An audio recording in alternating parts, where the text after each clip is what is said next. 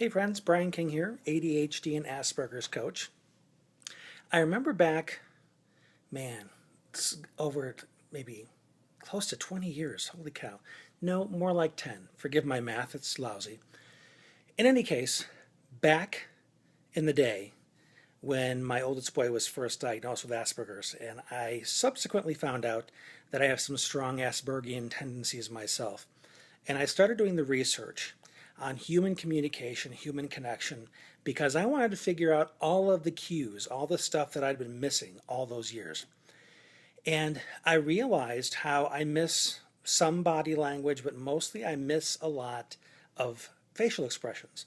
So I spend a lot of time listening to the way somebody talks to pick up what their emotion is and so on, because I'm very, very auditory. So what my eyes don't catch, my ears typically do. But somebody was talking to me, talking to me about, nonverbal cues and Asperger's and all that stuff, and saying, "So, Bri, exactly what is it that you miss?"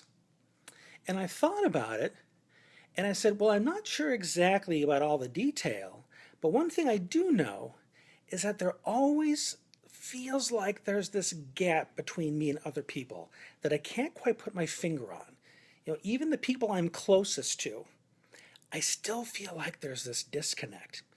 And today I was talking with a client who was experiencing this with some friends of his.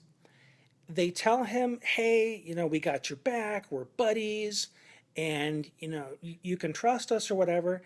But he has this feeling that something's not right, something's missing, and that is turning into an inability to trust his friends. So here is the visual that I gave him that hopefully will help explain why that happens. One thing we know about the Asperger's and the ADHD mind is that the wiring is not typical, so to speak. I'm not saying it's not normal, because what the heck is that? It's not typical in that maybe a typical person has all of the necessary bundles, the necessary fiber optics in there to make all of the emotional connections with another human being so that they feel like they're right here together. Same spot, same time, all the time. Well, with the Aspergian and other eccentric minds, there's maybe some frayed pieces inside that bundle. There's some broken wires. Maybe the electricity, the current, the signal is not coming through as smoothly as it can because of that little fraying of the bundle. So what ends up happening is that the signals that come through look differently. They look incomplete. So the connection is not quite as solid. So when that's happening inside a human being, inside an Aspergian, who is feeling this faulty wiring, this incomplete signal coming through, there's this constant feeling that something's missing here. Something is not quite right. I don't know what it is, but there feels like this gap between me and the other person.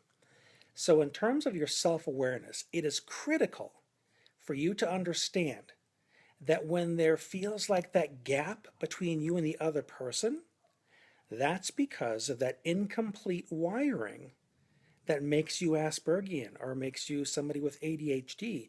It's not because the other person is sending you a signal that indicates that they are not trustworthy.